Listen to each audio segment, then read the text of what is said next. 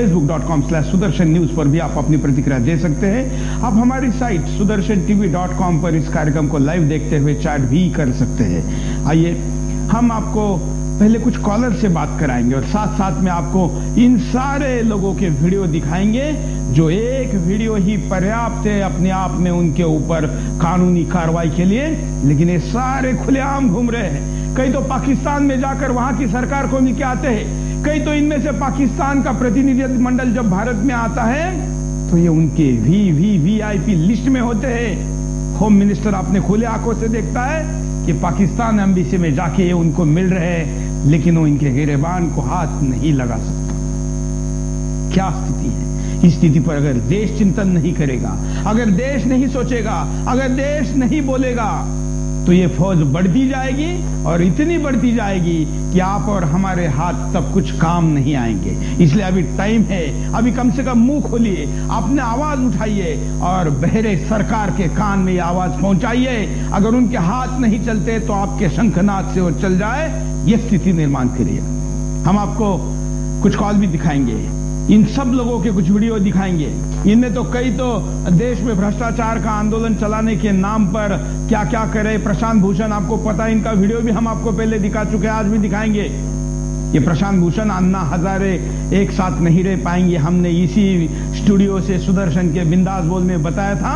और अन्ना के वो तमाम साथी जो तब साथ होने का नाटक करते थे अब दूर हो गए हैं। हम इनकी भी बातें आपके सामने लाएंगे। आइए कुछ कॉलर से पहले बात करते हैं, सुनते हैं क्या कहना चाहते हैं। नमस्कार। हाँ नमस्कार, मैं संजय उपाध्याय बोल रहा हूँ। बोलिए संजय जी। अच्छा, अकबरुद्दीन ओवैसी के जो पैदाइश है, भारत की छद्म धर्मनिरपेक्षता की नजायज पैदाइश है। आज सारे धर्मनिरपेक्ष दल अकबरुद्दीन ओवैसी जैसे लोगों के तथा कथित राष्ट्रद्रोही बयानों पे एकदम आश्चर्यजनक चुप्पी साधे रहते हैं। तो वह अकबरुद्दीन ओवैसी हमारी देवी देवताओं के ऊपर भारत माँ के विरुद्ध में भी आश्चर्यजनक भाषण देता है। फिर भी आज इनको देखा जाए तो अफजल गुरु और अकबरुद्दीन ओवैसी में कोई विशेष अंतर नहीं है। और स्थिति ये है कि आज ऐसे लोग जैसे दिग्विजय सिंह, आजम खान जो भारत माँ को डायन कहा था, ऐसे लोग हर एक दल में है, इनको खोजिएगा। क्योंकि ये धर्मनिरपेक्षता इनको बरकरार रखनी है हिंदुओं को गाली देकर। आज स्थिति यह है, 1 मिनट में आपको बात कंप्लीट कर दूं। आज स्थिति यह है कि जहाँ हिंदू अल्पसंख्यक हो रहे हैं उनसे वहां पे उनको या तो खदेड़ दिया जा रहा है या तो वह अंग भारत से टूट कर अलग हो जा रहा है। जैसे आज कश्मीर में निजाम मुस्तफा का बिल्कुल। लेकिन आप जो बात बोल रहे हैं, ये बात बोलने वाले को इस देश में कम्युनल कहा जाता है। और ये सोशलिस्ट का जो नया दाव है, इस दाव में इस देश का मीडिया, बुद्धिजीवी, तथाकथित समाज सेवक और बड़े बड़े समाज सेवकों को मदद करने वाले हाउसेस फंस चुके हैं। इस पूरे षड्यंत्र में उनका जो भ्रम फैलाया गया है उसको दूर करने के लिए कुछ बातें आने सामने जरूरी है। हम आपको दिखाते हैं कि ये अकबरुद्दीन ओवैसी महालक्ष्मी के बारे में क्या बोलता है, देखिए।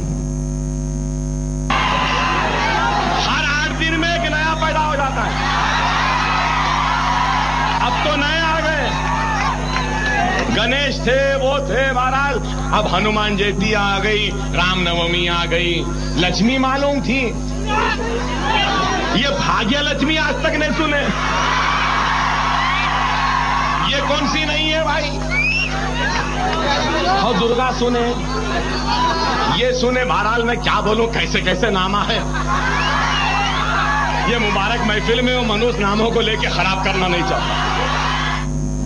क्या इस देश का मुसलमान इससे सहमत है? जिस प्रकार से बोलता है कि इस मुबारक महफिल में इन मनहूस नामों को नहीं लेंगे, खराब नहीं करेंगे। भाग्य लक्ष्मी के बारे में ये शब्द और इनको मनहूस नाम कहना, क्या ये सेक्युलरिज्म है? क्या ये धर्मनिरपेक्षता है? क्या ये सरकार को साथ देने के बदले में दिया गया खुला लाइसेंस है? सरकार को जवाब देना होगा। अगले कॉलर। नमस्कार। नमस्कार, बोलिए। मैं केटी पांडे साहब झांसी से बोल रहा हूँ। हाँ जी हाँ, मैं ये कहता हूँ कि सरकार की कुछ ऐसी नीतियां हैं जिसकी वजह से अलगाववादी बढ़ रहे हैं। जैसे आप देखिएगा जम्मू कश्मीर की जो रिपोर्ट आई उसमें मुस्लिम ओहदों के नाम दिए गए कि वो ओहदों के मुस्लिम ओहदों के जो रिपोर्ट आई, अलगाववादी ताकत प्रदर्शन करता है कि नहीं करता है? बिल्कुल। और जो ये जाकिर भाग गया उसके बाद कार्रवाई की जा रही है, मोहम्मद ओवैसी भाग गया उसके बाद कार्रवाई की जा रही है। तो ये सरकार की कुछ ऐसी नीतियां हैं कि जिससे, और हमारे जो राष्ट्रवादी ताकतें हैं वो अगर जब कभी कोई कुछ बोलती है तो उन्हें सेकुलरिज्म कह करके जेल में ठूस दिया जाता है और उनकी आवाज बंद कर दी जाती है। और ये जाकिर और ये ओवैसी जैसे लोगों पर तुरंत ओठ पर इनके टेप लगना चाहिए, वरना ये गधे पैदा करने के लिए पैदा हुए हैं इस हिंदुस्तान में। अगर इनको शरण की जाती है, ये आते हैं तो। धन्यवाद। इनकी मस्ती बाद में कितनी बढ़ जाती है। जिनके आधार बड़े बड़े होते हैं उनके ऊपर ही अपनी टांग कैसे ऊपर करते हैं, इसका उदाहरण देखिए। कांग्रेस ने इनको आंध्र प्रदेश में बड़ा बनाया। उसी किरण कुमार रेड्डी के खिलाफ ये क्या क्या बोलता है, सुनिए। क्या मजबूरी है कांग्रेस की? ये किरण कहता है मंजलिस छोटी जमात। अरे दीवाने, तेरे जैसे बहुत आए बहुत गए, बहुत चीफ मिनिस्टर को देखे। अरे जब मैं सियासी जिंदगी में आया ना, जनार्दन रेड्डी चीफ मिनिस्टर थे, विजय भास्कर रेड्डी, एनटी रामाराव, चंद्राबाबू नायडू, राजशेखर रेड्डी, रोशया, फिर ये खुनखुना ये, और हमको छोटी जमात। ये छोटी जमात कहने पे किरण रेड्डी को क्या कह रहा है आप सुन रहे। ये कांग्रेस को भी धमकी देता है, सुन लीजिए। कांग्रेस को सुधर जाए कांग्रेस, सुधर जाए कांग्रेस, समझ जाए किरण, रुक जाए ट्रांसपोर्ट मिनिस्टर, समझा हमारे मसाइल से सिर्फ हमदर्दाना गौर की बातें छोड़ अमल करना शुरू कर। अगर तू हमारे मसाइल को हल नहीं करेगा, हमारे मुतालबात को नहीं सुनेगा, तो आंध्र प्रदेश में कांग्रेस एक तारीख के औराख में दम तोड़ देगी, खत्म हो जाएगी और तारीख की दास्तान बन जाएगी। अब तुम हमको सिर्फ भुला फुसला कर हुकूमत नहीं चला सकते। अगर हमारे काम नहीं करेंगे तो कल को ये हुकूमत गिरती है तो फिर ये नहीं कहना कि मजलिस गिरा दी। मजलिस न सिर्फ गिरा सकती है, उठा सकती है, बल्कि याद रखो सिर्फ गिराना उठाना नहीं है, पूरा क्रियाक्रम भी करना जानती है। ये कांग्रेस को धमकी देने के बाद कांग्रेस जो राष्ट्रीय दल है वो चुप है। वो किस लिए, इसका जवाब उनको देना पड़ेगा, क्योंकि कांग्रेस जब 125 साल की इतिहास की बात करती है तो 125 साल के इतिहास के ऊपर टांग ऊपर करने वाले इसको सजा क्यों नहीं देती?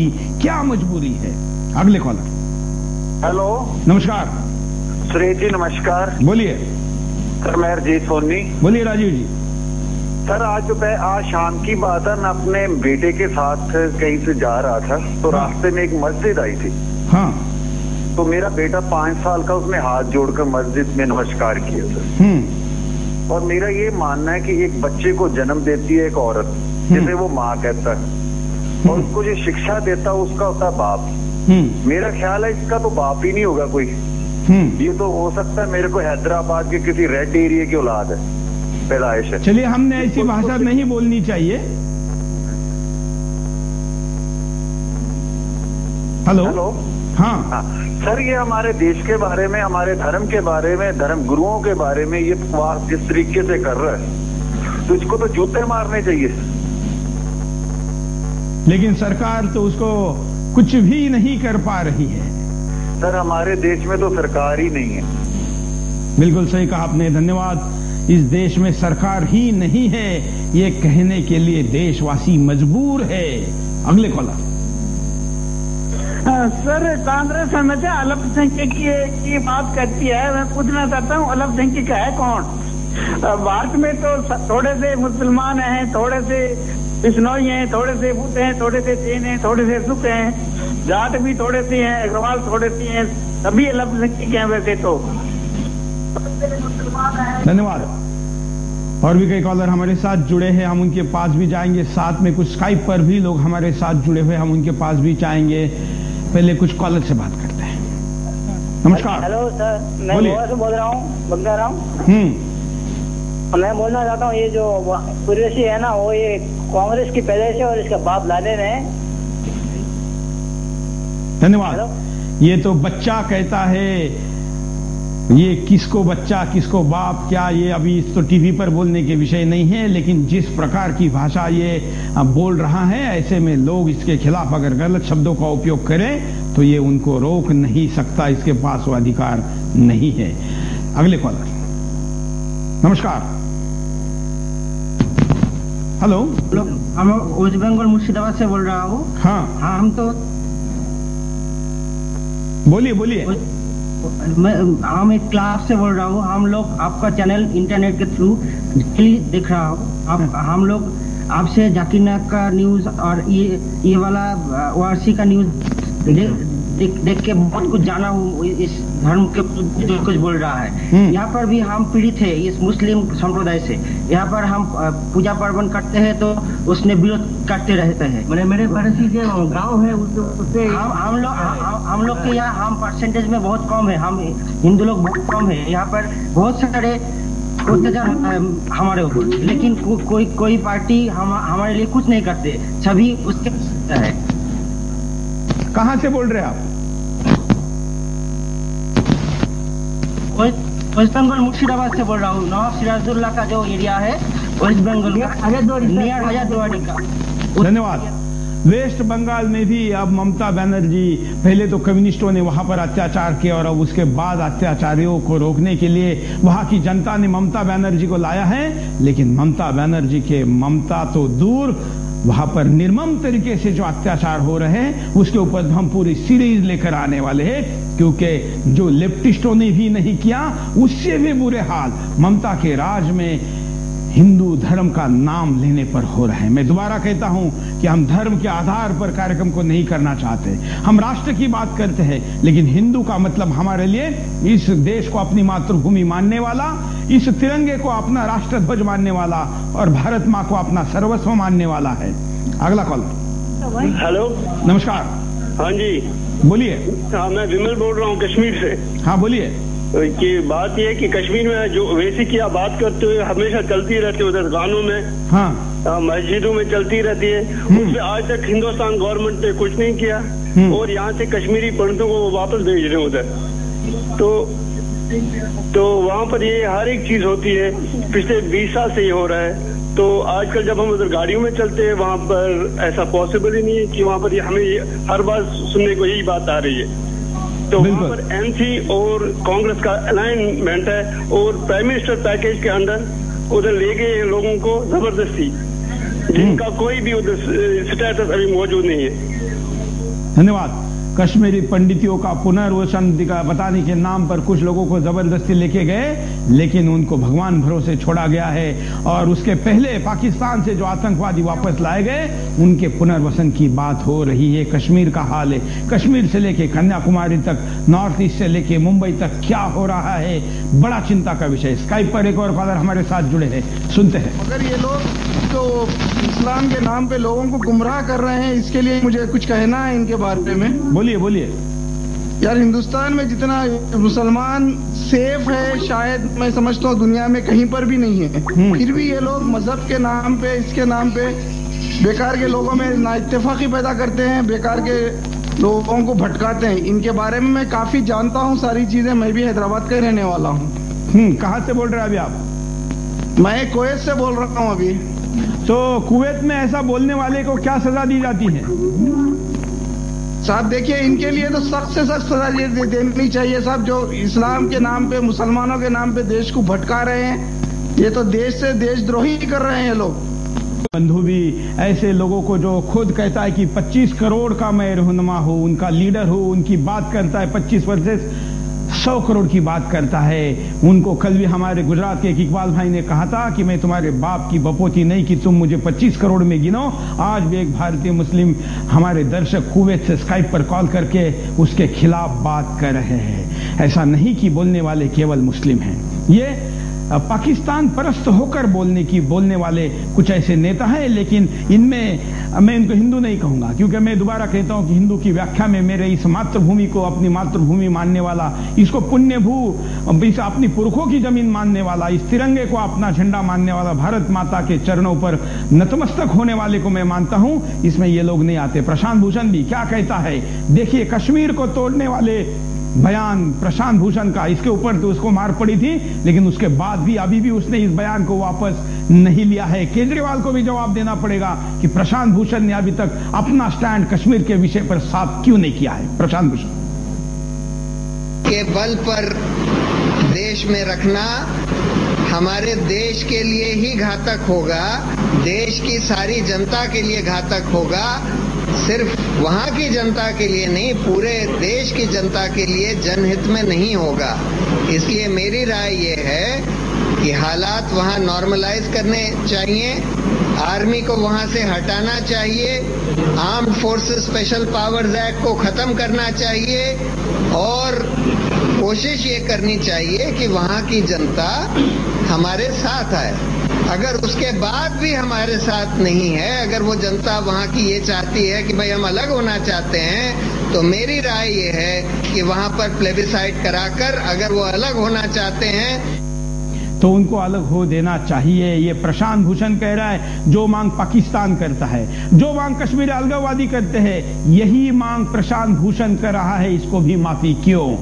एक और स्काइप पर कॉलर हमारे साथ जुड़े हैं, सुनते हैं। निकल रहे हैं यहाँ पे। मैं बड़ौदा से बोल रहा हूँ।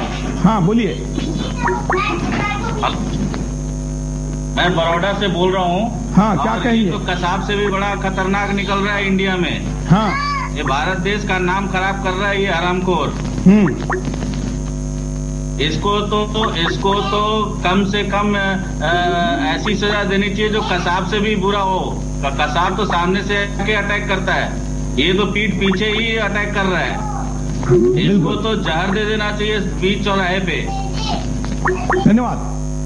कसाब को ये अपना बच्चा बोलता है, ये कसाब को समर्थन देता है, लेकिन कसाब को समर्थन देने वाले इसके खिलाफ सरकार कुछ नहीं करती है। हमारे पास और भी ऐसे लोगों की लंबी चौड़ी लिस्ट है, हम इनके वीडियो भी आपके सामने लेकर आएंगे, लेकिन यहाँ पर रुकते एक छोटे से ब्रेक के लिए। ब्रेक के बाद दोबारा आएंगे बिंदास बोलचाल। देशद्रोही की लंबी चौड़ी लिस्ट है। सारे लिस्ट को तो हम अगर लेके आएंगे तो केवल नाम पढ़ने में 1 घंटे का कार्यक्रम चला जाएगा, लेकिन उनमें से उनके जो प्रमुख नेता है, जो देश के खिलाफ बोलते हैं, संविधान के खिलाफ बोलते हैं, जो अलगाववाद की बात करते हैं, जो हमारे श्रद्धा स्थान आस्था स्थानों के खिलाफ बोलते हैं, ऐसे कुछ प्रमुख नेताओं के प्रमुख नेता, उनके जो देशद्रोही है, उनके नेता, उनकी हम बयान लेकर आए। सारे चैनलों ने दिखाया कि 2012 कैसे गुजरा, 2012 में अभिनेता अभिनेत्रियों ने क्या किया वो बताया, राजनीतिक हलचलें बताई, लेकिन किसी चैनल ने नहीं बताया कि 2012 इन देशद्रोहियों के लिए कैसा गया, देश के लिए कैसा गया। आज का हमारा एपिसोड बता रहा है कि 2012 में इस देश के विलन कौन थे और इनको 2013 में मुंह खोलने नहीं देना है। हमारे साथ स्काइप पर एक कॉलर जुड़े हैं, उनके पास चलते हैं, सुनते हैं क्या कहना चाहते हैं। फोन के कॉलर को पहले लेते हैं। नमस्कार। नमस्कार सुरेश जी, बोलिए। मैं जम्मू से बोल रहा हूँ। सबसे पहले तो आपको मुबारकबाद देना चाहता हूँ जो आपने इतने कठोर कदम उठाए हैं, और मैं ये समझता हूँ कि आपकी जो आवाज है, हम राष्ट्रवादी देशभक्तों की आवाज, और वो आपका चैनल आगे ला रहा है। मैं ये समझता हूँ कि हम इस जो व्यक्ति का आप वीडियो दिखा रहे हैं, जिसका नाम लेना भी उचित नहीं है, ये व्यक्ति इस्लामी जो देवबंद सोच है वो है, ये जो बोल रहा है, अगर हम एपीजे अब्दुल कलाम का नाम लेते हैं तो ये लोग उनको मुसलमान मानते ही नहीं। ये मुसलमान उसी को मानते हैं जो ये भाषा का उपयोग करता है। और जब तक हमारा देश, हमारी जनता, हमारे हिंदू, आप बिल्कुल ठीक कह रहे हैं, मैं जैन हूं लेकिन मैं अपने आप को हिंदू इसलिए समझता हूं, हिंदू हूं क्योंकि मैं इस राष्ट्र भूमि में, इस मातृभूमि में पैदा हुआ हूं और भारत की संस्कृति को समझता हूं। मैं ये समझता हूं जब तक हम सब इस सोच को नहीं समझ पाएंगे हम भारत का परिवर्तन नहीं कर सकते हैं। और ये इस हालत में हमको ले आएंगे कि दोबारा वही जो 1947 में हमारे बुजुर्गों ने देखा हमको भी देखना पड़ जाएगा। बिल्कुल, धन्यवाद। हमारे साथ और भी कई कॉलर जुड़े हैं, लेकिन हम आपको दिखाते हैं कि कैसे 2 घंटे आप लड़ाई लड़ो, उसके बाद हमको बुलाओ, कहता है ओवैसी। सुनिए। कुछ भी हो गया तो पहले क्या करते? अफजल भाई आ जाओ, अहमद भाई आ जाओ, समी भाई आ जाओ, राज भाई आ जाओ, अहमद भाई आ जाओ, हाफिज भाई आ जाओ, ख्वाजा कादरी साहब आ जाओ। अरे ये भाया आपके हैं, आना हमारा काम है, आना हमारा फर्ज है, आना हमारी जिम्मेदारी है। आज से आपके हक के लिए लड़ना हमारा फर्ज है, ईमान का तकादा है। हम आएंगे, लड़ेंगे, मरेंगे, हमारे आने तक आप लोग तो मुकाबला करो।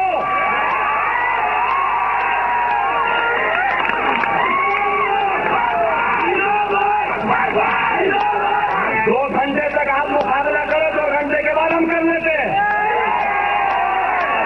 उतना तो करीमनगर वाले कर सकते ना भाई।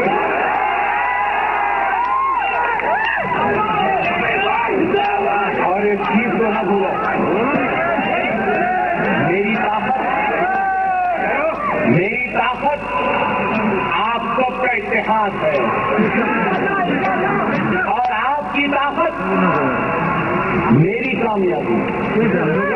मैं अकेला चला जाऊं तो कुछ नहीं, आप अकेले चले जाएं तो कुछ नहीं, आप हम मिल के जाएं तो ये दुनिया को फतेह कर सकते हैं। हिंदुस्तान तो बहुत छोटा है जी। इसका वीडियो आखिर का हम दोबारा दिखाते हैं। ये हिंदुस्तान को फतह करने की बात करता है, दुनिया को कर सकते हैं, हिंदुस्तान तो बहुत छोटा है बोलता है। अरे तुम्हारे कितने पुरखों ने यहां पर सर पटकाया, यहीं पर मर गए, वापस नहीं जा पाए, इसको फतह नहीं कर पाए, तुम इसको फतह करने की बात करते हो। सुनिए क्या कहता है। कुछ भी हो गया तो पहले क्या करते? अफजल भाई आ जाओ। आखिर का वीडियो दिखाते हैं।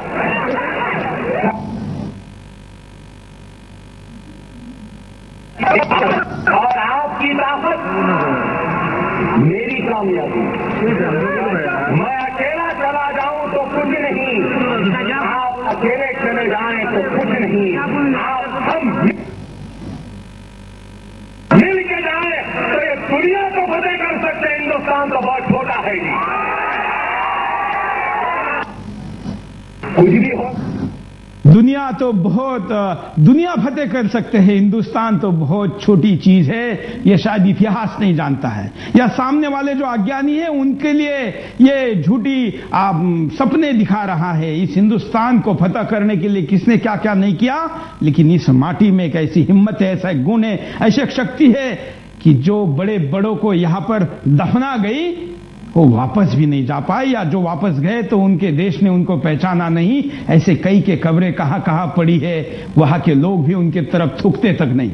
ये हिंदुस्तान को फतेह करने की बात करता है और हिंदुस्तान की सरकार इसकी आरती उतारती है। ये फौज खड़ी हो रही है। अगर आप नहीं बोलेंगे तो आपका देश कैसे बचेगा।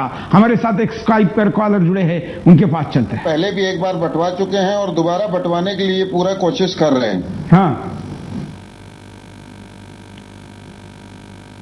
कहां से बोल रहे हैं आप? मैं रायपुर से बोल रहा हूं। क्या रायपुर में भी ऐसी देशद्रोहियों की कोई फौज है? रायपुर में भी इसी प्रकार, और सभी सरकारें, जो भी सरकारें हैं, कुछ भी कह के आए वो अंत में मुस्लिम तुष्टीकरण में ही लग जाती हैं। धन्यवाद। देश के विभिन्न राज्यों की ये विभिन्न स्थिति है। रायपुर, छत्तीसगढ़, जहां से ये बात कर रहे थे, देश के विभिन्न कोने से लेकर दुनिया भर के विभिन्न कोनों से कई हजार कॉल अभी भी स्काइप पर वेटिंग में है। हम उनमें से कुछ कॉल को लेने का प्रयास करेंगे। हम 3 दिन लगातार ये कार्यक्रम आपके सामने लेकर आ रहे हैं, लेकिन फिर भी कॉलर है कि रुकने का नाम नहीं ले रहे, बल्कि दुनिया के कोने कोने से अब हिंदुस्तानी जाग उठा है और अपनी आवाज बुलंद कर रहा है। टेलीफोन पर देखते हैं कुछ कॉलर हमारे साथ जुड़े हैं। नमस्कार। हाँ, बोलिए। मैं से हरीश बोल रहा हूँ। हाँ, मेरा मानना है कि देश में अलगाववाद को बढ़ावा देने के वैसे तो कई कारण हैं, लेकिन मुख्य रूप से देश की सत्ता पर नेहरू गांधी की असफल सेकुलर नीति का स्थापित रहना, जो तुष्टीकरण को बढ़ावा देती है, ये एक मुख्य कारण है। धर्मनिरपेक्षता के नाम पर विभाजनकारी नीतियां चल रही हैं। देश विभाजन के समय 1947 में जो ट्रांसफर ऑफ पॉपुलेशन होना था वो नहीं माना गया है इन दोनों नेताओं की तरफ से, जो आज फिर दोबारा विघटन की तरफ ले आया है। शिक्षा की नीति में राष्ट्रवादी नेताओं को, राष्ट्रवादियों को इग्नोर किया गया है और धर्मनिरपेक्ष पाठ पढ़ाए गए हैं। इसकी वजह से ये विघटनकारी तत्वों को बढ़ावा मिला है। देश में अलग अलग कानूनों का चलना, धारा 370 का चलना, ये विघटनकारी कानून नीतियों को बढ़ावा देता है। और इससे अधिक देश की जो हिंदू बहुसंख्यक समाज हैं, उनके नेतृत्व का अक्षम साबित होना, और जो हिंदू संगठन, अपनी तथाकथित हिंदू संगठन है, वो जब भी हिंदुओं के ऊपर कोई संकट आया, पीछे से पलायन कर जाने की जो नीति उन्होंने अपनाई है और अपनी संघर्षशीलता जो सन 47 में थी उससे को बिल्कुल शून्य कर दिया है। धन्यवाद। हमारे साथ स्काइप पर कॉलर जुड़े हैं, उनसे भी बात करते हैं। नमस्कार, बोलिए। सबसे मेरी तो बात तो लाइव नहीं हो रही। आप लाइव में हैं, बोलिए। तो ऐसे इनोवेटिव कार्यक्रम आने चाहिए और बाकी जो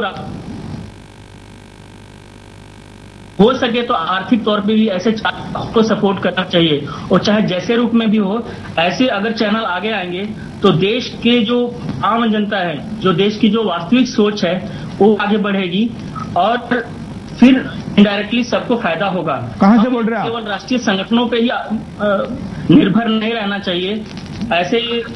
ऐसे जो लोग हैं जो राष्ट्रवादी सोच को आगे बढ़ाते हैं, उनको भी सपोर्ट करना चाहिए और आगे लेकर आना चाहिए। इसकी बहुत जरूरत है, क्योंकि इनडायरेक्टली चाहे नक्सलवाद हो, चाहे ये जिहादी हो, ये अंदर अंदर देश को घून की तरह खाए जा रहे हैं। धन्यवाद। ये आपस में नेक्सस है, इनकी साठगांठ है, इनके गठजोड़ है।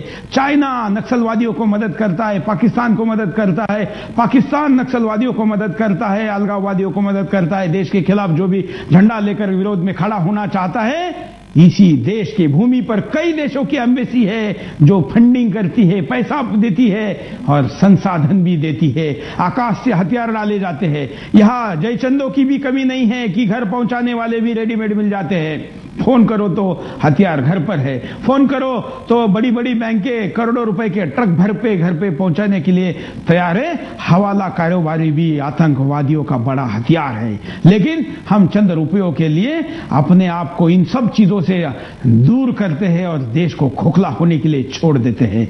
हमारे साथ अरुंधति राय, ये भी क्या कहती है, जरा देखिए। पिछले कुछ दिनों से देश के देशभक्तों के डांट और मार के कारण चुप है, लेकिन इसको भी भूलना नहीं चाहिए। ये 2012 की बड़ी गलती में से एक बड़ी गलती। अरुंधति राय, देखिए।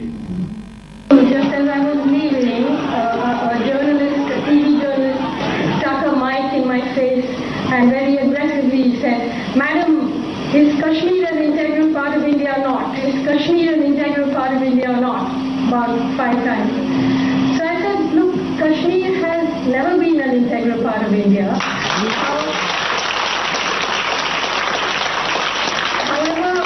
However aggressively and however often you want to ask me that, even the Indian government has accepted in the UN that it's not an integral part of India. So why are we trying to change that narrative now?" ये अरुंधति राय है। ये मैं इनके अगर relation बताऊं media में ये किसकी कौन है तो आप तो चौंक जाएंगे। आप उनको हीरो मानते हैं, ये उनकी बहुत करीबी है। ऐसे ऐसे लोग हैं। ये कहती है कि कश्मीर भारत का कभी हिस्सा नहीं था। हजारों साल से हमारे जो किसी भी भगवान की पूजा पाठ का संकल्प का हम जब संकल्प लेते हैं तो हाथ में पानी लेकर हम कहते हैं कि जम्मू द्वीपे भारत खंडे। जिस द्वीप का नाम जम्मू से पड़ा है उस जम्मू कश्मीर के कश्मीर को अगर भारत के साथ नहीं जोड़ेंगे तो क्या पाकिस्तान के साथ जोड़ेंगे, जो अभी अभी यहां से कहां तक था। इसके ऊपर भी चर्चा होनी चाहिए। हमारे कुछ पुरखों के गलतियों के कारण या हमारे अति उदारवादी रवैये के कारण हम सिमटते क्यों जा रहे हैं, ये भी हमको सोचना पड़ेगा। आज भी हम सिमटने के कगार पर हैं। इस देश में 1 सेंटीमीटर भूमि भी कभी अपनी साम्राज्य फैलाने के हवस में नहीं बढ़ाई, लेकिन घटाई भूमि का क्षेत्रफल आज जितना बचा हुआ भारत है उससे कई हजार गुना ज्यादा है। अगर सिमटते सिमटते खत्म होने की दिशा में जाना है तो चुप बैठिए, फिल्में देखिए, मजा करिए, इनके भाषणों पर तालियां बजाइए। अगर इसको रोकना है तो फोन उठाइए, बिंदास बोल में बोलिए, सोशल नेटवर्किंग साइट पर बोलिए, जहां भी मंच बोलता है मिलता है वहां पर बोलिए। कई कॉलर हमारे साथ जुड़े हैं, उनकी बात भी सुनते हैं, लेकिन स्काइप पर भी कई कॉलर हमारे साथ वेटिंग में है। पहले हम टेलीफोन पर बात करते हैं। नमस्कार। नमस्कार साहब, बोलिए। मैं दिल्ली से रामवीर सिंह बोल रहा हूँ। बोलिए रामवीर जी। मैं सबसे पहले तो मैं आपको शत नमन करता हूँ कि आप ऐसे मुद्दे उठाते हैं और ऐसे इनकी जो भाषा है सुन के खून खौलता है कि इस देश का खाते हैं और दूसरे देशों का बजाते हैं। और एक बार बाबा रामदेव ने कहा था कि जो हमारे आजादी का जो आंदोलन हुआ था उसमें हमारे वीर सपूतों ने लगभग 7.5 लाख लोगों ने जान गंवा दी इस देश को आजाद कराने में। अगर वो उनमें से कुछ भी लोग बचे होते तो आज देश की ये हालत नहीं होती। ये देश की जो आज हालत है, जो ऐसी जो परिस्थितियां पैदा हो रही हैं, ये नकारा राजनेताओं की वजह से हो रही है। हम लोगों के हाथ में ऐसा कोई मंच नहीं आता जिसमें हम जाके अपनी आवाज उठाएं। इसलिए मैं आपको सत नमन करता हूं। किसी ने एक शेर लिखा था कि एक रात में ही सब इंसान बन गए, एक रात में ही सब इंसान बन गए और जितने नमक हराम थे सब कप्तान बन गए। ये बातें सुन के जब इनके भाषण सुनते हैं ये कलेजा मोको आता है। इनके लिए कितने क्या कहें और क्या नहीं कहें, किन शब्दों का इस्तेमाल करें कि हमारे देश में ये राजनेता ऊपर इतनी जो उससे ऊपर कोई गद्दी नहीं है, उससे ऊपर कोई लोग नहीं है, तो आखिर इनको सुनते क्यों नहीं एक्शन लेते हैं? क्या इनको ये नपुंसक है? क्या आज इन नेताओं के ये ऐसे स्पीचेस देते हैं कि अरविंद केजरीवाल के, प्रशांत भूषण है और ये जो अनेक नेता है, क्या इनकी हिम्मत है अमेरिका में बोल सकते हैं? क्या जापान में बोल सकते हैं? क्या और किसी मुल्क में बोल सकते हैं? इन नेताओं को जरा भी शर्म नहीं आती। बीजेपी एक लार्जेस्ट अपोजिशन पार्टी है, वो इस मुद्दे को अपने हाथ में नहीं लेती। आखिर कर क्या रहे हैं सारे के सारे? और ये 65 साल की आजादी ये पचा नहीं पा रहे। बिल्कुल है गुलामी की तरफ बढ़ने की। धन्यवाद। लोगों में कितना गुस्सा है। इस देश का आम आदमी खून खोल रहा है, कह रहा है उसके खून को और मत खौलाइए, नहीं तो इनको वैसे तो अभी हम अपेक्षा कर रहे हैं कि सरकार इनका कुछ करे। अगर देशभक्तों ने तय कर लिया तो फिर कार्यक्रम करने की भी जरूरत नहीं रहेगी, लेकिन हम कानून को हाथ में लेने के लिए नहीं कहेंगे। हम उसका सम्मान करने के लिए कहेंगे क्योंकि वो कानून हमारा है, भले गंदा है, धीरा है, कैसे भी है, लेकिन हमारे देश का, हमको उसको दुरुस्त करना है, उसको करके भी रहेंगे, लेकिन उसके साथ साथ इनको दुरुस्त करना उतना ही जरूरी है। देश में भ्रष्टाचार के खिलाफ मुहिम चल रही है, बलात्कारियों को फांसी देने के लिए मुहिम चल रही है। ऐसे में आप इस मुद्दे को क्यों उठा रहे हैं? ऐसा मुझे एक तथाकथित एक नए पार्टी के नेता ने फोन करके कहा। मैंने कहा देखो तुम अपना काम करो, हम भी तुमको साथ दे रहे हैं। तुम्हारे साथ जो देशद्रोही उनको साथ नहीं देंगे, लेकिन तुमको दे रहे हैं। हम जो भी देश के लिए काम करेगा उसका दल देखे बगैर, उसकी जाति धर्म भाषा देखे बगैर उसको मदद करेंगे। लेकिन इस देश के लिए भ्रष्टाचार की लड़ाई जितनी जरूरी है उससे भी ज्यादा जरूरी इस देश को तोड़ने वालों के खिलाफ की लड़ाई है। जैसे एक बलात्कारियों को फांसी देने के लिए लड़ाई जरूरी है, वैसे इस संविधान पर, इस भारत माता पर, यहाँ के संस्कृति पर, यहाँ के सहिष्णु समाज पर बलात्कार करने वालों को भी फांसी देने की लड़ाई जरूरी है। सब लड़ाई अपने अपनी लड़े, एक दूसरे के लड़ाई को विरोध ना करें, क्योंकि हमारी सारों की लड़ाई भारत माता को बचाने और इस राष्ट्र को दुनिया का एक नंबर देश बनाने के लिए है। हमारे साथ और भी कई कॉलर जुड़े हैं, उनसे बात करते हैं। नमस्कार। हाँ बोलिए। बोला बात हो सामने। बोलिए, क्या कहेंगे? अरे बोलना, उस कुत्ते को कि ऐसा भाषण दे रहा है, उसको गोरखपुर एक बार भेज करके देखा अकेले तो पूरी पलटन लेकर के। धन्यवाद। गोरखपुर भेजने की बात बोल रहे हैं। इस देश में ऐसे कई शक्तिशाली स्थान हैं, लेकिन जहां शक्ति नहीं वहां पर क्या हो रहा है। स्काइप पर कोई कॉलर है, सुनते हैं। मध्य प्रदेश आज का ये जो कार्यक्रम आ रहा है, इसमें ये जो जिस तरीके से इस व्यक्ति ने एक धर्म संप्रदाय के लोगों को लेकर जो बात करी है, वो बिल्कुल अशोभनीय है। यानी कि आप जो ये जो कह रहा है कि 15 मिनट का टाइम दे दो, तो मैं एक चीज कहना चाहूंगा इस व्यक्ति को कि 15 मिनट तो बहुत बड़ी बात है, 10 मिनट भी मिल जाए तो बहुत है, परंतु ये एक ओछी सोच है।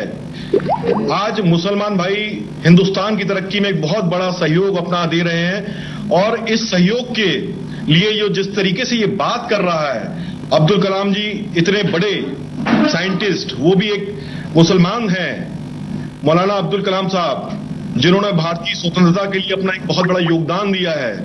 तो ये ऐसे लोग, ओछे लोग, ये देश की स्वतंत्रता और देश की जो धर्मनिरपेक्षता की हम लोग जो बातें करते हैं उसमें ये खलल डालते हैं, और देश को बांटने का काम यही लोग करते हैं। और इन लोगों को तो सरकार को बहुत बड़ा कदम लेना चाहिए, सरकार कदम नहीं ले रही है, इस पे बड़ा ये सोचने का विषय है। बिल्कुल, सरकार कुछ नहीं कर रही, इसीलिए तो हम ये कार्यक्रम आपके सामने लेकर आए। मैं दर्शकों को बता दूं कि ये स्काइप के द्वारा हमारे साथ कनेक्ट होने वाले देश विदेश के भारतीय लोग हैं, जिनको चिंता है कि इस देश का क्या होगा। इंटरनेट पर फालतू वीडियो देखने, चैटिंग करने और अपना समय खराब करने के बजाय राष्ट्र के चिंतन में समय लगाने वाले इस नेटिजन का मैं विशेष आभार व्यक्त करूंगा। हमारे साथ और कई कॉलर जुड़े हैं, सुनते हैं। नमस्कार। Hello sir. बोलिए। हेलो। हाँ, क्या कहेंगे? हाँ सर, ये चिनाल को पता हुआ क्या इन्हें? हाँ सर।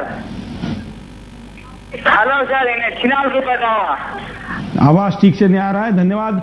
हम कहेंगे कि सही समय का सही उपयोग करिए, कम शब्दों में अपनी बात सही तरीके से कहिए। स्काइप पर चलते हैं। नमस्कार। हेलो। ये जो भारत में अभी जो ये अलगाववादी जो जिस तरह के वक्तव्य दे रहे हैं, वो क्या सरकार उससे क्या अपेक्षा कर रही है? सरकार कुछ करने वाली है कि नहीं? आज देश की जो हालत है, बहुत बुरी हालत हो चुकी है। यही तो हम सवाल पूछ रहे हैं। कुछ बोलते हैं तो उनकी कोई नहीं होती है, लेकिन इनकी जो जिस ढंग से कर रहे हैं वो गलत कर रहे हैं, और देश की अखंडता पर हमला है एक तरह से। बिल्कुल, धन्यवाद। हम स्काइप कॉलर को कहेंगे कि आपने चेहरे पे जरा लाइट लगाकर स्काइप से कॉल करें तो ज्यादा अच्छी तरीके से आपका चेहरा भी लोगों को दिखाई देगा। टेलीफोन पर चलते हैं। नमस्कार। नमस्कार सुरेश जी। बोलिए। हाँ जी, मेरा कहने का है, हाँ, हर हिंदू को ये समझना चाहिए, जब मुस्लिम का जब ये सुन्नत होता है ना, तो उस टाइम में उनको सिखाया जाता है कि हिंदू तुम्हारा दुश्मन है, ठीक है? तो 3-4 साल का उम्र में उनको सिखाया जाता है कि हिंदू तुम्हारा दुश्मन है। और हमारा जो मीडिया है और फिल्मी जगत जो है, वो ये खान वो खान वो खान बोल के हमारा जो यंग जनरेशन है, हमारा जो माने धन्यवाद।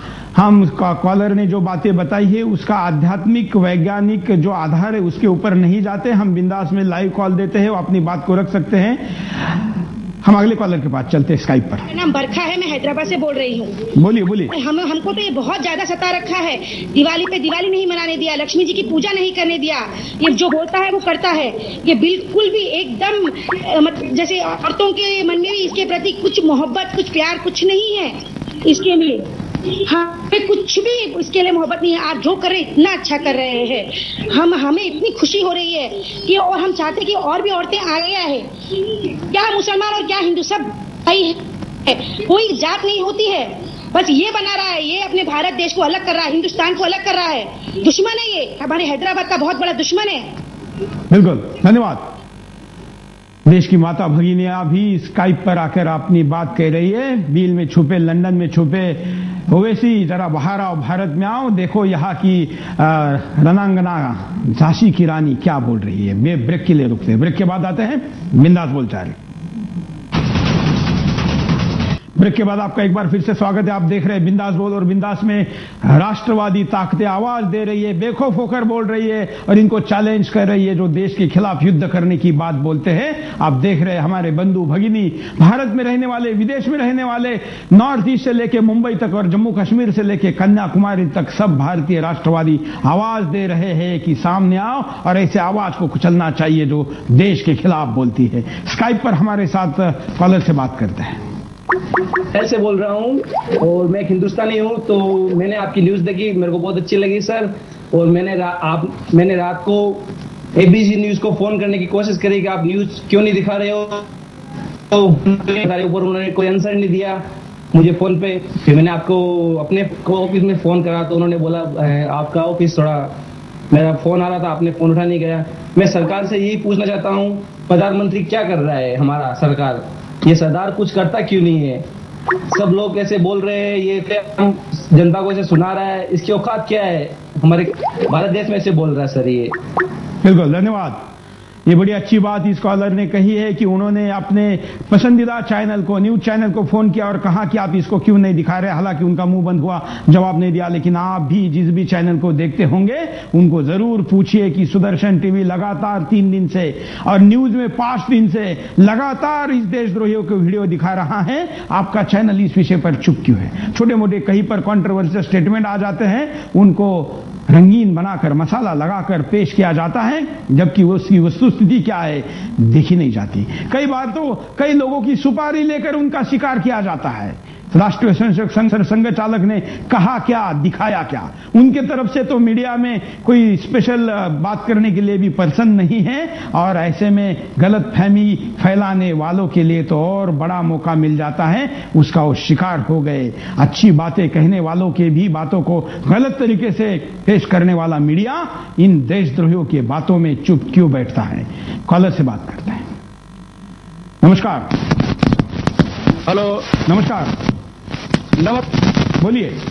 मैं ये कहता हूँ, मैं जिस क्वार्टर में रहता हूँ उसमें एक मुस्लिम भी रहता है। हाँ। और जब हम दीपावली मनाते हैं तो उस पूजा में भी साथ होकर के भाग लेता है। हाँ। तो मुझे मुसलमान के धर्म के खिलाफ नहीं कहना है, क्योंकि कुछ मुसलमान हैं कि इस कमीने की बात को भी बुरा मानते होंगे, लेकिन मैं वो जो पाकिस्तानी से पैदा होने वाले आदमी से मुझे नफरत है, जो कि हिंदुस्तानी को कभी भी अपना भाई या पड़ोसी नहीं मान सकता।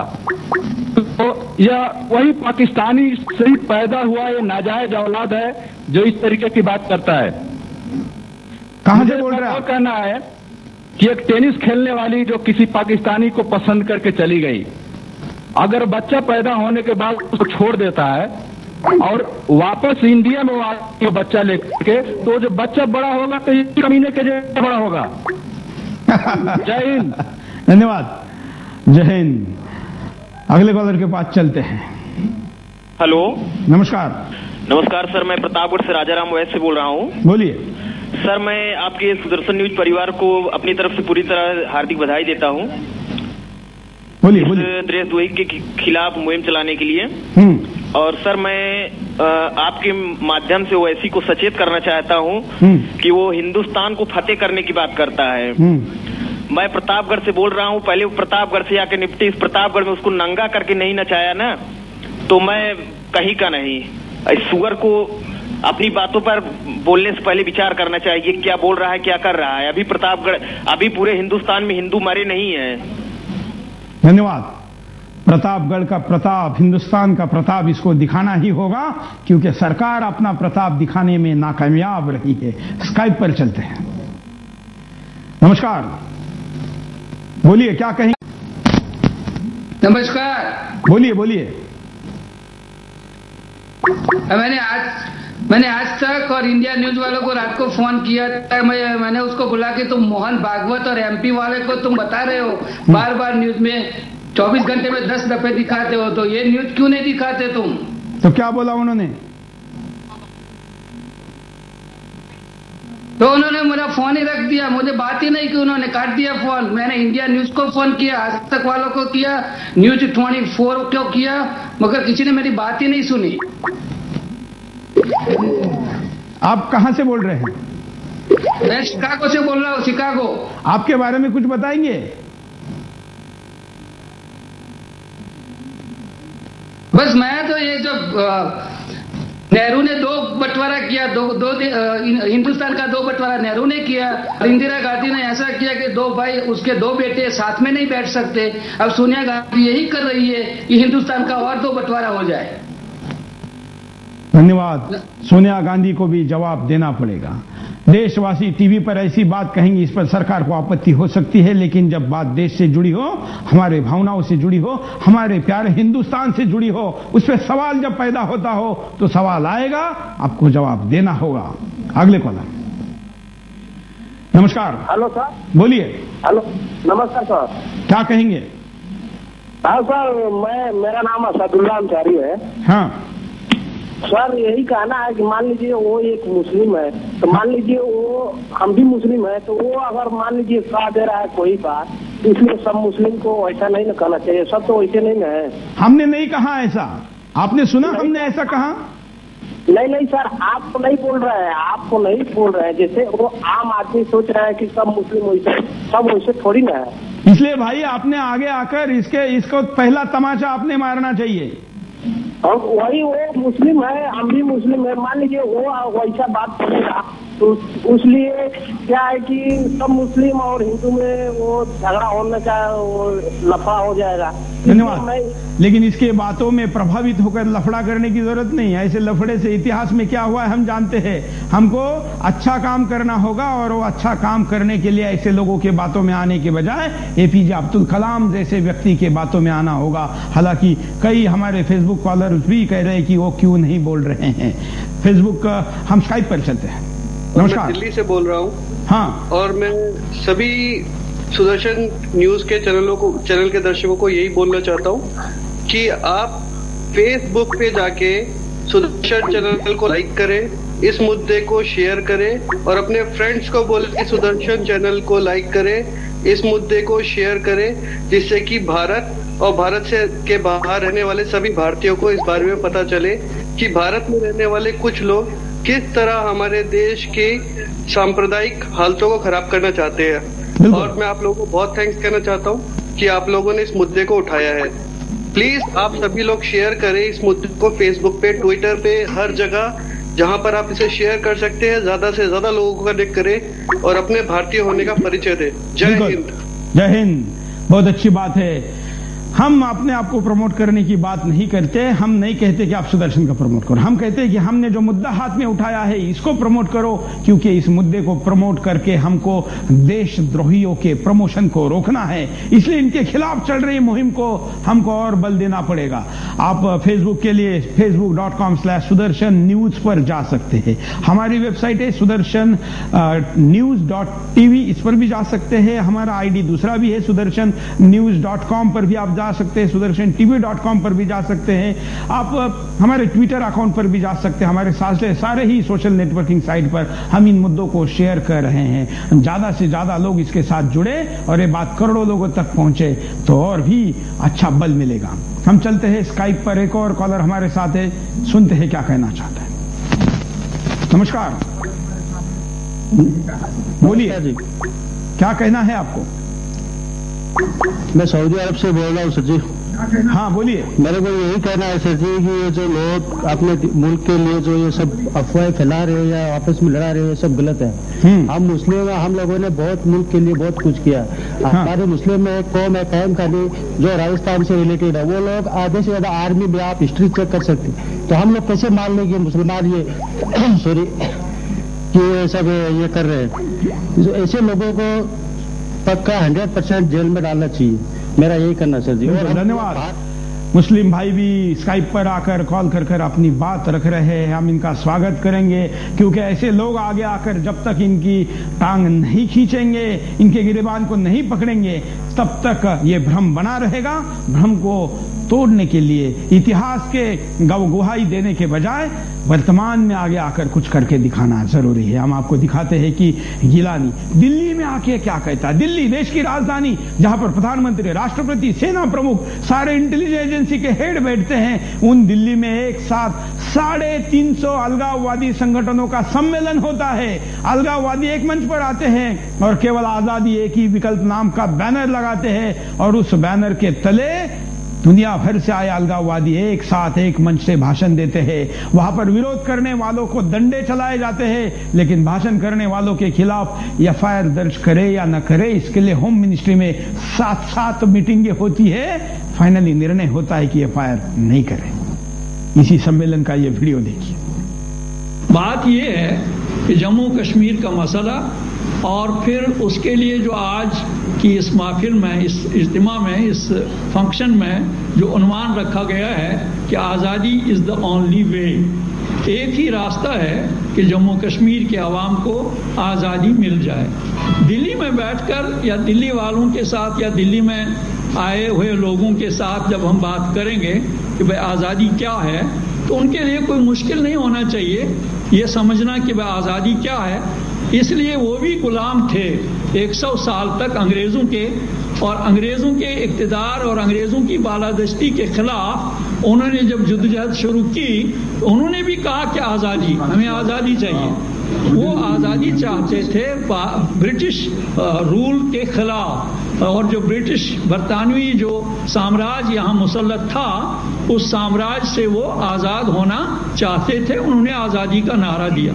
बराबर इसी तरह जम्मू कश्मीर के अवाम की गालिब अक्सरियत जो भारत का वहाँ फौजी ताकत की बुनियाद पे कब्जा है, उस कब्जे से हम आज़ादी हासिल करना चाहते हैं। ये बड़ी अच्छी बात है। ये समझते क्या है, अपने आप को नेता कहते हैं, बड़े शक्तिशाली कहते हैं, संपन्न होने की बात करते हैं, खुद 25 करोड़ होने की भी बात करते हैं, और कुछ लाख पुलिस वालों को हटाने के लिए कहते हैं। ये भी वहां पर कुछ हजार की सेना हटाने के लिए कहते हैं। मतलब आपने जो हिम्मत की बात करते हैं, वो पुलिस के सामने जाके सब चली जाती है। पुलिस को हटाओ, ये कहता है आर्मी को हटाओ, अरे क्या क्या हटाने के लिए कहेंगे। अगर हिम्मत है तो लड़के दिखाओ। ये देश की आर्मी ने पाकिस्तान के तुम्हारे आकाओं को 2-2 बार चने चबाए हैं, और कश्मीर में घुसना तो दूर, पाकिस्तान में घुसकर उसके 1 लाख सैनिकों को बंधक बनाया था, कैद की थी। लेकिन हमारे राजनेता मैदान में लड़ने वाले सेना के युद्ध को टेबल पर हार जाते हैं, और यही दुर्भाग्य का इतिहास है कि सीमा पर तो हम विजय होते हैं, लेकिन हम टेबल पर, दिल्ली पर हार जाते हैं। इस देश के इतिहास को अगर बदलना है तो इतिहास की गलतियों को दोहराना नहीं होगा। इस देश में जिन्ना के भाषणों पर गांधी मौन रहे, तब के ईमानदार कांग्रेसी भी मौन रहे, तब बहुत ईमानदार लोग थे, वो मौन रहे। शायद राष्ट्र का हित उनको मौन में दिखता था। वो बेईमान थे, कायर थे, ऐसा मैं नहीं कहता, लेकिन मौन का इतिहास इस राष्ट्र ने विभाजन के साथ झेला है। अब इस बार मौन का प्रयोग मत करिए, बिंदास बोल का प्रयोग करिए, यही हम कहते हैं, और इसलिए बिंदास बोल आपके सामने लेकर आ रहे हैं। आज के लिए इतना ही। जय हिंद। किरण, कांग्रेस की आखिरी किरण, ऐसा जनाजा उठेगा, अरे मजलिस तुझको एक बम्बू पे उठा देगी। कि जम्मू कश्मीर